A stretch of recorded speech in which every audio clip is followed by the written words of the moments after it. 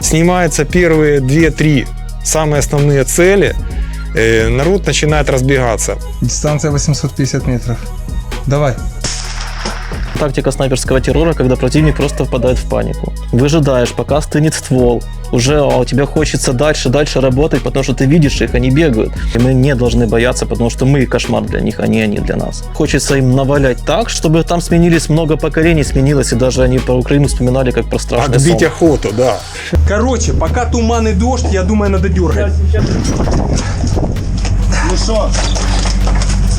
Мальчишка, который найдет и который знает, где, в каком доме она была, Мы вернем владельцу. Мы вернем владельцу его игрушку. Вот. Сначала, когда мы попали на Донбасс, это было непосредственно поля, посадки, война посадок. Война между полями, вот эти вот посадки противоветренные.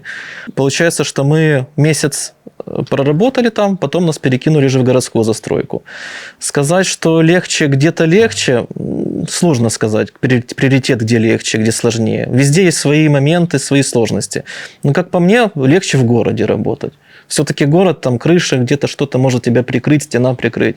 В посадках есть окопы, нет окопов. Бывает по-разному. Бывают позиции не оборудованные, и приходится работать просто с сучка дерева банально. Бывало и такое. Яка інтенсивність боїв в Бахмуті? Чи був у вас умовно час крутити барабанщики? Честно сказать, я вам скажу так. Во-первых, ну да, то, что в школе, конечно, там учат все эти маховички, все крутить, все это правильно, высчитывать, посидел там, по бал-калькулятору, поигрался, да, вот, повысчитывал, там ветер походил справа налево. Ну, естественно, что так на передовой так это не будет, это действовать 100%. Работу ты ведешь уже там непосредственно, это почти работа с выносом идет. Если ты долго сидишь и тебе нечем заняться, ты можешь поиграться барабанами, вопросов нет. Но такого практически мало происходит, потому что если идет интенсивный бой в городских условиях, то тебе просто времени сильно там много не надо. Потому что ты, например, отработал в одном окне, например, грубо говоря, да, тебе надо бежать где-то в другое, где-то перебежать, где-то с окопа, например, или там где-то с коридора с какого-нибудь. То есть тебе не будет времени, чтобы ты прибежал и настроился. Потому что противник, он же не будет стоять ждать тебя именно в этом месте. Он может быть, например, на 150 метрах и может быть уже на 300 метров. То есть поэтому здесь больше уже работа, ну это уже, конечно, от профессионализма зависит и от настрела, который, в принципе, ну, как бы сделанный был, я думаю, что неплохо. Наши школы постарались, спасибо учителям, да. Вот, то есть они как бы вложили все то, что надо для снайпинга. Коли говорять про роботу снайперів, здебільшого роблять акцент саме на стрільбі, але наскільки розумію, це здебільшого перше спостереження. Можете трошки розказати про це і де проходить момент, коли ви приймаєте рішення, що тут краще зайвий раз поспостерігати, а ось тут уже пора працювати? Ну, смотрите, в этой профессии торопиться никогда нельзя. Да? То есть можно лучше не сделать выстрел этот, да? Но зато ты соберешь больше информации, разведывательной для себя, для подроздела, да, ну, то есть ты все это соберешь, и потом вы сделаете уже правильное решение. Потому что если пришел, увидел и сразу сделал выстрел, например, и если, не дай бог, еще и не попал, вот это уже проблема. Потому что тебе мало того, что ты подготавливал эту позицию долго, и ну, она будет уже, грубо говоря, языком, да, таким жаргонным, спаленная уже будет, то тебе потом будет проблематично даже уйти с нее. Потому что были такие случаи, что снайпера себя обнаруживали таким методом и были накрыты просто банально минометным огнем и погибали даже.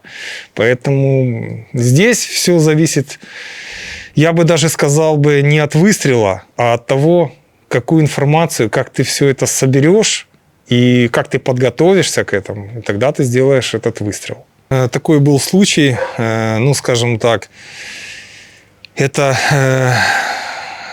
скажем так, в начале Бахмута, когда мы только-только еще заехали в Бахмут, и мы сидели почти полдня, не сделали ни одного выстрела, просто собирали информацию, где находятся пулеметные гнезда, где находятся минометчики, где стоят, куда подносят БКи, логистическую всю политику, то есть как они банально, как машины ездят и привозят, отвозят, даже по времени практически надо это тоже все записывать, ну, скажем так, хотя бы если не в голове, то хоть на листке. То есть это все собирается, чтобы потом, выйдя на эту же позицию, которая, ну, как бы замаскирована хорошо и все как бы, да, что потом, ну, тебе проще потом будет это все как бы решить в этом плане. Были такие ситуации, что мы делали приоритет непосредственно на спостережение. Почему? Потому что действительно ты выстрелом можешь не только себя подставить, а подставить людей, с которыми ты выходишь на позицию, и людей, к которым ты приходишь на позицию. Потому что неудачный выстрел, неудачная отработка, не вовремя, это риски. Риски очень ненужные, абсолютно ненужные. То есть тут лишний раз лучше действительно понаблюдать, посмотреть, выбрать приоритет цели обязательно, и дальше уже по ситуации действовать. Марксмени, снайпера, вони працюють по пріоритетним цілям. Як це реалізується на практиці? В первую очередь это, скажем так, по рангажу, да, то есть офицерский состав, естественно, уничтожается, если противника. Это, естественно, скажем, те, которые разведка. Так же само. Это, скажем так, банально даже те, кто с собаками. Транспорт. То есть все то, что может собирать информацию и то, что может отдавать приказы, это самые такие основные цели. То есть как и люди, так и машины, которые могут подвозить банально то же самое БК. Это все приоритеты наших целей. Любые аналитические центры, которые действительно могут проанализировать, передать информацию или принять решение, плюс еще в первую очередь угроза нам. Это приоритет целей. Это вражеский снайпер, расчеты минометные, пулеметные точки. Все, что может принести первую угрозу нам. Ну и, понятное дело, уже второстепенно уже нашим непосредственно бойцам на позициях. Чи можете пояснити на пальцях, що відбувається, що ви визначили ці пріоритетні цілі в групі штурмуючи, наприклад, противника, і їх ліквідувати? Тобто, яку шкоду ви можете нанести по цій групі противника? Шкода велика наносится, потому что, скажем так, если даже идет, например, группа, в которой есть, например, там пулеметчик, да, там и офицер, ну, тот же самый, если не будет этих двух фигур, то все остальные просто, ну, могут банально просто разбежаться, потому что принятие решения, ну, если там кто-то есть второй, третий, четвертый там номер, не знаю, как там по рангажу уже, да, они могут там взять на себя, но в основном, как в бою показывают, снимаются первые 2-3 самые основные цели, народ начинает разбегаться. Почему? Потому что он даже он понимает, что работает, например, та же самая, ну, хоть, я не говорю даже про снайпинг сейчас, про артиллерию, да, там накрыла артиллерия, да, погиб там командир, погиб там заместитель, там еще кто. Солдаты, мы же понимаем, связи нет, того нет, ну что, они практически, они обескровлены и обесточены, то есть они в замкнутом пространстве. Да, это хорошо, что если, например, там есть кто-то, который может там вывести все остальное, но эти цели это самое основное, потому что они отдают приказы, как я и говорю, и водителя так же само, которые могут тоже привести, подвести банально, то есть это тоже как бы одна из целей. На практике далеко не всегда можно увидеть действительно, где там пулеметчик, как коллега сказал, где офицер. Вот. И мы тогда действуем просто по банальному принципу, что надо калечить противника, не давать ему продвижения. Ты калечишь, они отвлекаются на раненых, ранишь еще, продолжаешь ранить. Тебе не надо добивать одного человека, тебе надо максимально вывести из строя противника. Даже банально царапиной. Серьезная царапина уже выведет противника. Работа на живца. На живца, сказать. да. И это уже тогда включается снайперский террор, так званая тактика снайперского террора, когда противник просто впадает в панику. Когда он уже понимает, что очень много раненых, ничего нельзя сделать, принятие решений нарушено, поэтому уже начинают разбегаться. Это банально, как да, на нас действуют тоже, когда работают вражеские снайпера против нашей пехоты. Ребята действительно, ну, все хотят жить, понятное дело. И, как бы и тут надо себе давать отчет, что они боятся нас не меньше, и поэтому наше подавление их должно быть куда интенсивнее, увереннее, и мы не должны бояться, потому что мы кошмар для них, а не они для нас. Тобто треба проявляти певну тактичну ініціативу. Да, и психологическую, и тактическую, то есть максимальное подавление противника. Даже банально в некоторые моменты было такое, что надо было чуть ли не... видно было, что это попадания не принесут результата, но сам звук выстрела, они должны были услышать какие-то моменты, мы так делали даже. Тобто просто щоб заявити, що ми тут є. Что мы тут есть, чтобы они прекратили наступательные действия активные. Спрятанная позиция была пулеметчика, и реально он в выгодном положении стоял, он стоял за стеной. То есть видно было пламя, все, с пламя-гасителя идет эта вся струя, да, огненная, но его не видно. Но когда ты начинаешь насыпать ему сзади, спереди, срабатывает инстинкт самосохранения, что по тебе работает снайпер. Банально, просто банально вот такой инстинкт самосохранения. И он начинает менять позицию. Он может ошибиться. Он может просто тупо даже ошибиться, скажем так, где-то вылезет. И это тоже на руку снайпера. То есть здесь идет уже такая, даже не больше, что ты отработаешь как по боевой единице, а просто даже его таким вот психологическим задавишь. Прижать снайпера могут в этом плане, потому что снайпер занимает более выгодную позицию. Всегда. Очень показательно, когда мы приходим на позицию, как противник себя ведет. Когда мы приходим и видно, что здесь никто особо до нас не работал по противнику так вот серьезно, то они ходят вальяжно, медленно, просто идут прогуливаючись. А когда мы по ним чуть поработаем, они уже хотя бы пригибаются. Когда мы подольше поработаем, они бегают. А когда совсем хорошо поработают, они ползают. То есть это стадии вот такие вот есть. В принципе. Да. Принятие, да. Это правда, это есть такое. Это вопрос нескольких дней. Там день-два они бегают, день-два они уже ползают, карабкаются, день-два не ползают. Это да. Доходит просто, доходит. Да, а потом лежат. Да. Як впливає робота снайпера на ворога? Проговорили. Як впливає ваша наявність на позиціях на нашу піхоту, на наших військовослужбовців? Скажем так, в начале, когда приходят... Есть разные, скажем так, неофициально группы снайперов, которые приходят для галочки, есть, которые приходят и работают, действительно. Мы сталкивались с пехотой на позициях, к которым приходили неработающие снайпера, и они очень недовольны были, потому что любая работа снайпера в холостую – это определение позиций наших. Соответственно, были прилеты по нашим. Поэтому и наши не любят, и враги ненавидят.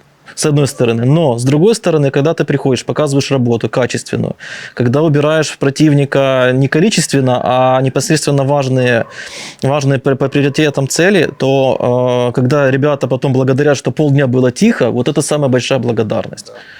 И говорят, а когда вы вернетесь еще раз? А когда вы придете? А может, вы не будете уходить? А может, на ночь останетесь? Это как на девятках. Да. Это вот самая большая, честно сказать, благодарность. И действительно, такой отклик от своих, это очень позитивно.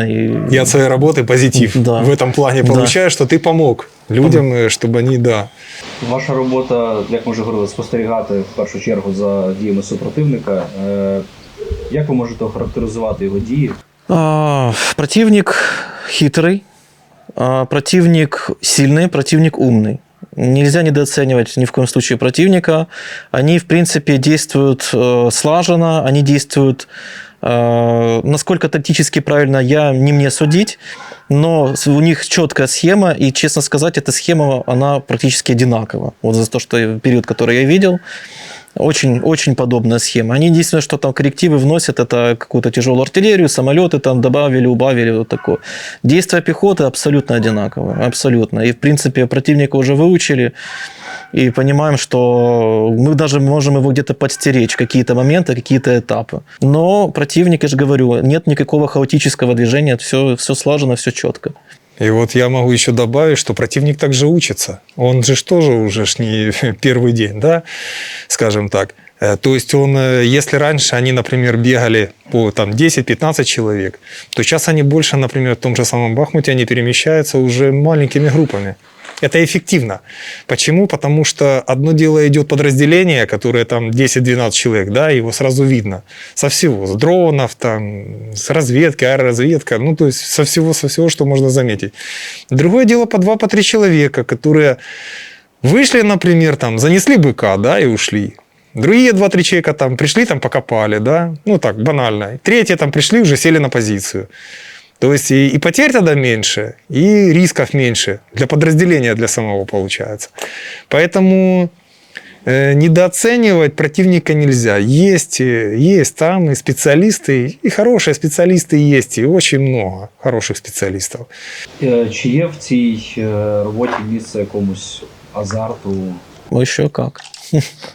Еще как. Во-первых, адреналиновый раш, в который входишь, особенно когда много целей за один выход, там часов на 4. И ты действительно сначала работаешь по одному, не попал, скорректировался, отработал, выжидаешь, пока стынет ствол. Уже у тебя хочется дальше работать, потому что ты видишь их, они бегают. Они двигаются, их много. И это вот входишь в этот раш, и оно реально очень... горит, да? Да, и очень затягивает, честно, очень затягивает, есть такое. Но тут надо себя контролировать. Все-таки холодный ум – это очень важно. Ситуация была, это где-то около месяца назад. Позиция была близкая. Это были пятиэтажки, пятерочки, как мы их называем. То есть там практически до 200 метров был стрелковый бой. И изначально нам сказали, что там напичкана она снайперами. То есть где-то около 3 единиц боевых снайперов есть. С СВД работает и с тяжелой винтовкой. Мы заняли также, вначале посмотрели, где по картам, где это все находится, повычисляли тоже дистанцию, просчитали, как говорится, и ветер, и все остальное. То есть, подготовились, можно так сказать. Когда пришли туда, естественно, то, что подготавливались, это, конечно, плюс, но все пришлось уже импровизировать на месте. То есть нашли, можно так сказать, засидку нормальную, которую замаскировали. Не буду говорить, как мы это все делали. Вот. И начали ждать. Да, была бой, стрелкотня, все там начало. И вот одиночные выстрелы, которые начали работать. Все-таки он с такого укрытия работал, там, где практически было не видно. Я не знаю, что там было у него, но у него было, я так понимаю, у него был экран, который с этим антибликовым покрытием, и плюс еще тепло, оно не отражалось. Он замаскированный был хорошо, то есть вопросов нет. Но банально его спалил 2-й номер, который поднес ему это БК. Все. Он вытянул руку, тот принял. Все. Дальше там уже исход просто был понятен. Мы даже вначале не поверили. Я вначале даже не думал, что он может там находиться. Потому что, в принципе, все было правильно сделано. Просто человеческий фактор сработал. Вот как я говорю, всегда есть такой, момент, да, когда если не ты, так тебя. Вот так же самое здесь произошло. Все. Я думаю, что здесь был спец, потому что просто так его не видно было. Не в обычный прицел, не в теплоприцел. Контрснайперская работа – это игра в выжидалке. Это кто кого переждет, да, выждет, то есть реально, здесь, выловит. Конечно.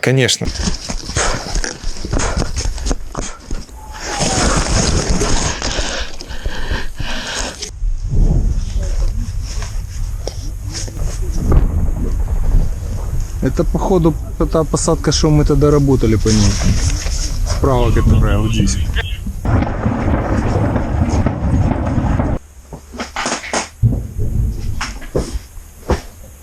Дистанция 850 метров. Вижу. Давай. Еще раз. Есть. Вижу пи***ра в окне. Дистанция 800. Сука, вот. Пи***раз, Ну що? Нормально. Вроді би навіть туриста зняли нам. Позаду вас знаходиться частина вашого збройового арсеналу, скажімо так. Можете трошки розповісти про те, які у вас є калібри, в яких випадках ви їх здебільшого використовуєте? Тобто найменший калібр у вас якраз за спиною висить. Это мы, когда были только-только зашли в Бахмут, и это были первые дни, там была разобрана одна из квартир, там все полностью было расшвырено от снарядов, от минометов. И просто я увидел просто вот в углу вот такую вот детку, да. Она просто так как-то лежала. Вот, и я подошел, посмотрел, да. Это какой-то как символ немножко. И забрал в подразделение. С самого начала нашего пребывания в Бахмута она у нас, скажем так, наш такой талисманчик. И мы ее маленький. самому отличившемуся сразу же даем. Да? Вот, если кто отличился, сразу вот это его винтовка. Переходной вымпел. Переходной вымпел, да. Смотрите, тот мальчишка, который найдет, скажем так, вот эту вот винтовку, свою винтовку, да, и которая знает, где, в каком доме она была, мы ее подарим.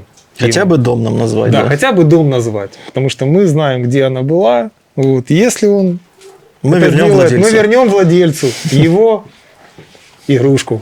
Далі у вас є ще стрілецька зброя, скажімо так, більш Це, піхотна. звичайно, да, це піхотна стрілецька зброя, це польський грот, 5,56 калібр, тобто 203 Ремінгтон. Зброя класна, практична. В принципі, ми до цієї системи звикли вже після наших снайперських гвинтівок, системи Armalite. Чому ось в арсеналі снайперів є така місце такій зброї для ближнього, скажімо, бою? Это непосредственно наше прикрытие. Это наша поддержка нашей пехоты. Это то, скажем, это наши тылы и наши бока. Потому что мы видим узко вперед. Вот. Работать на ближней дистанции мы не можем нормально, адекватно и эффективно.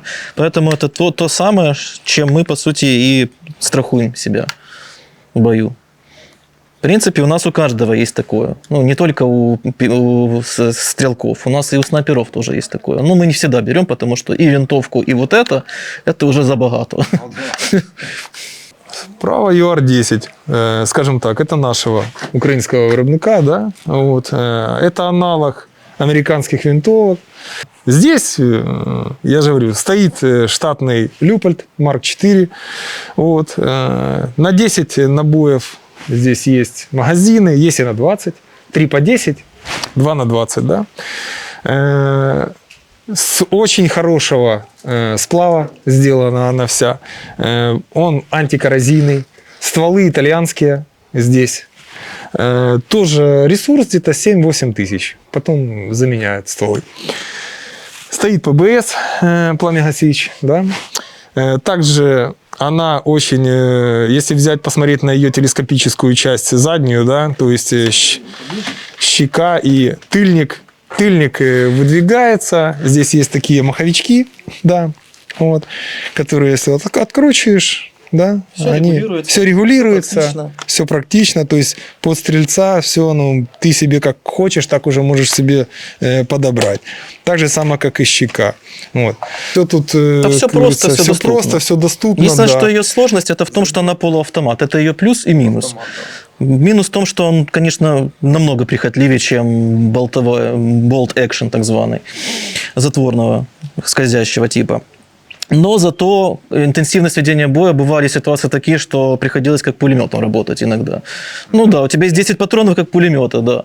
Ну бывало в засады попадали просто, особенно в посадках, ночью приходилось, да. Надо было отстреливаться просто. Да, Да. и то, что мы еще добавлю, скажем так, к этому, бывало так, что надо было прикрыть, да, то, что мы рассказывали. То есть надо было отстреляться, просто хотя бы насыпать, как это у военных есть. Бывало и такое.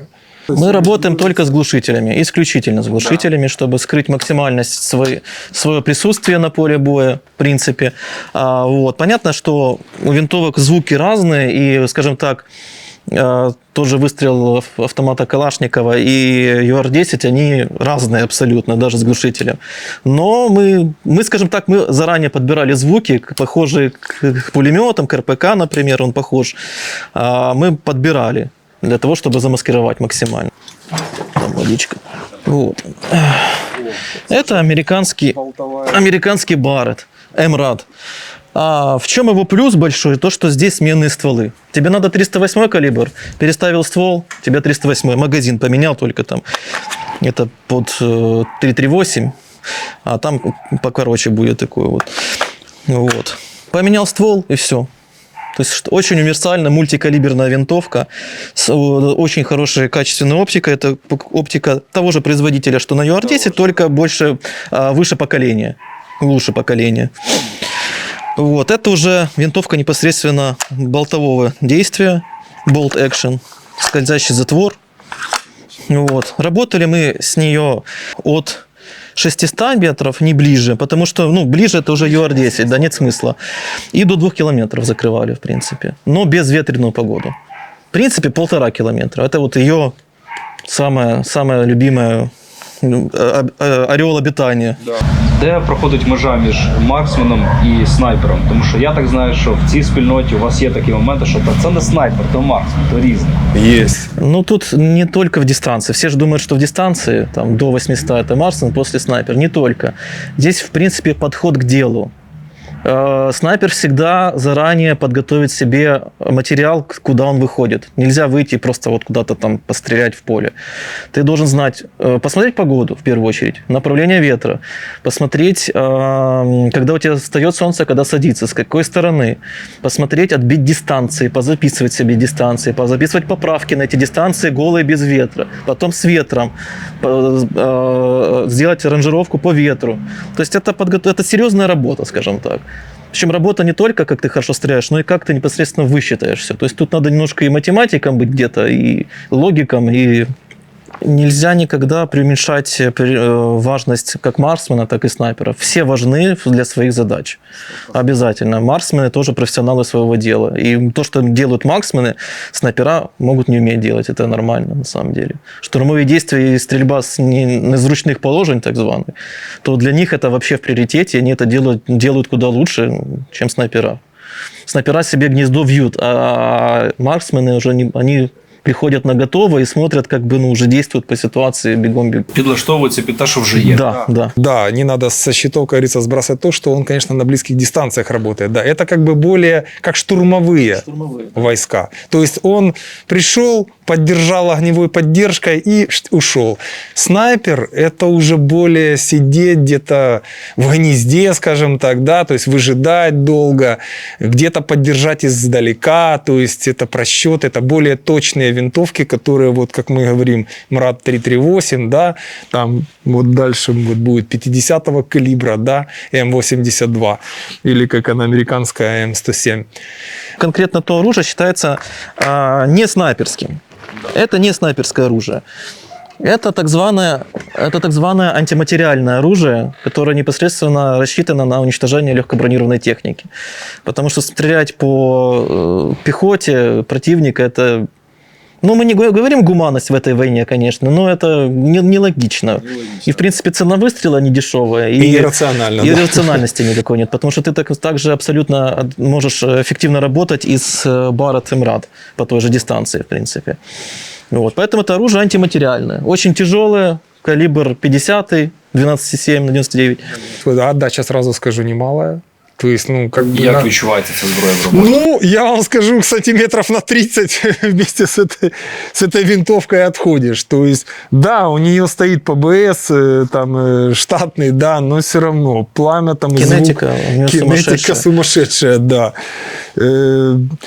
Также я скажу, что стволы, конечно, хорошие здесь, именно взаимозаменяемые. Она требует просто ее большой, скажем так, минус, я бы назвал бы. Она требует подготовки, расчета с 2 людей, потому что тянуть ее плюс боекомплект очень сложно, плюс еще оружие какого-то прикрытия. Вот, поэтому снайпер может идти с ней, второй номер может идти с UR-10, например, для более ближнего боя. Плюс еще пулеметчик, плюс автоматчик. Но самому ее тащить очень сложно, поэтому это ее большой вот такой момент, что ее приходится вдвоем нести. І саме з нею, наскільки я знаю, ви поставили свій умовно там рекорд по дальності. Скажем так, да. Тогда было 2400, Это наш личный рекорд, это понятно, что это не рекорд мировой, не рекорд Украины, это наш личный рекорд, это 2400. Было, ну, немножечко, скажем так, погодные условия совсем были другие, и тогда это было целое подразделение, которое ходило. Это не только заслуга одного человека. То есть люди высмотрели эту позицию, там был минометный расчет. Ну и, грубо говоря, мы уже вели этот расчет давно там, что он выходит и кошмарит наши позиции. Вначале, скажем так, на базе все это обмерковало, как это правильно сделать. Вот. Высчитали дистанцию, пришли, скорректировали. Ну, из 4 пострелов, как я тогда и говорил, что закрыли этот расчет, и все. Там сдетонировала БК вместе с трубой, и они там тоже легли. Скільки живе позиція, яку собі обирає снайпер, і які у вас були, так би мовити, рекордні показники?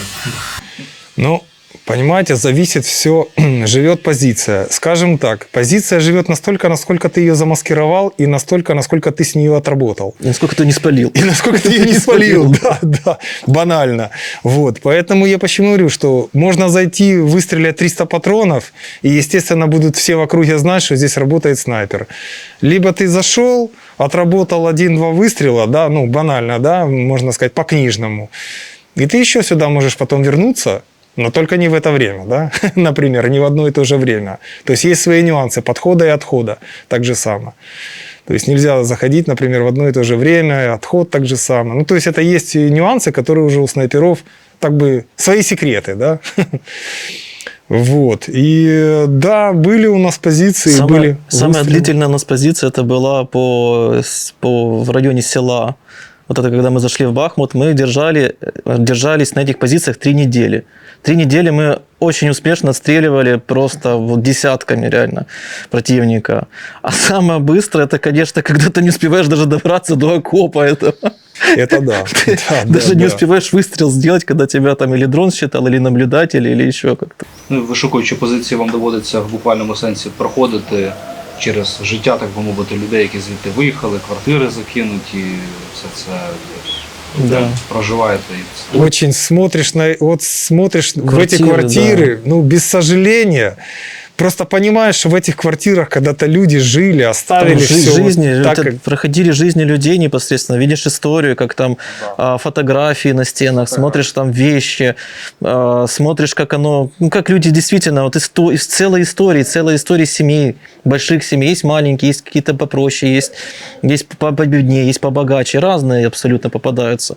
Да, вот, стараешься, конечно, все это не трогать, но в любом случае прилеты, оно все поджигается, ну, мало что там уцелевает, к сожалению, большому. Мародерство там даже нет возможности, противнику мы не даем возможности никакой мародерить. Вот. И сами ни в коем случае не трогаем, потому что, ну, это же наши люди. Конечно. Скільки ви працюєте в Бахмуті і як ви спостерігали за тим, як змінюється місто? Там щось залишилось від нього ще? Ну, смотрите, мы уже как бы 3-й месяц в этом направлении работаем, да, уже 4-й даже, можно так сказать. Пошел 4-й месяц. Изначально город, конечно, разбирается. Разбирается, это очень печально, и так как мы вначале заходили, даже там были, и некоторые даже подъезды просто банально закрыты, да, не было там окопов столько нарыто, как вот даже сейчас, деревья были, ну, как бы... Смотря сейчас, это, конечно, ну, город-призрак. Можно так сказать, если так сравнивать с Чернобыльской зоной, да, так же самое и здесь. Чернобыль, мне кажется, целее сейчас там, выглядит, да. чем Бахмут. Только еще Чернобыль еще даже целее, честно говоря, потому что там просто ушли люди и оставили. А здесь это просто все, ну, просто все равняется. Ну, получается, да, что он непосредственно отрабатывает с тяжелой артиллерией, разваливает, наши немножко отступили, и они подошли на руины. И вот этот цикл повторяется. Очень, очень все одинаково, и тактика не меняется. Сначала была тактика, больше работали все-таки пешими группами, без техники противник работал. А сейчас именно вот больше артиллерии, меньше пешими, они чисто занимают просто, чтобы наши не давили. И все, и так продвигается, так идет продвижение. А по-другому у них нет успеха просто никакого, абсолютно, 0 успеха. Ну, думаю, что это все эти, скажем так, все это будет не зря. Міняєте позиції, спілкуєтеся з багатьма військовими іншими. Які є сильні сторони в нас, ось в українській армії, які є сильні сторони? Во-первых, жага до перемоги. Честно, все хотят победить, все хотят максимально нанести урону противнику здесь и сейчас. Панических настроений я не слышал. Мы очень хорошо обучаемся, делаем много выводов. У нас супер хорошие люди, которые помогают принести победу быстрее и качественнее. Это же та же помощь дронами. Без дронов, конечно, сложно работать. Потому что один дрон, он спасает очень много жизней. Это и лишний разведчик, это лишний выстрел миномета. Это очень много за собой на самом деле ведет. Поэтому у нас есть все шансы хорошо и победить, и навалять этому противнику.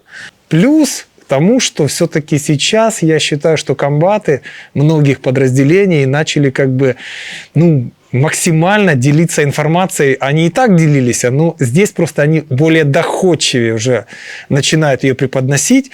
Бригады, которые есть, которые сейчас, которые выполняют задачу боевую, они молодцы. Вот в этом плане коммуникация очень, я считаю, одна из ключевых.